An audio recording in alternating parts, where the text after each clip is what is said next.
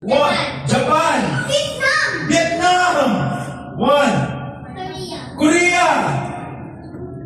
Two. No, another. Two. Philippines. Okay. Last question. Name me a president of the Philippines, past or present.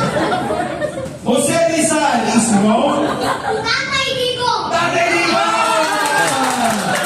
Okay. What is Tatay Digong real name? One. Two. Okay, Tatay Digong. Okay, one. Two. Three. One. Louder. Manny Pacquiao. I said Manny Pacquiao. Again, can you speak it louder? Come on. Louder. Running president before. Oh. Manny Pacquiao. Okay, name me a president of the Philippines.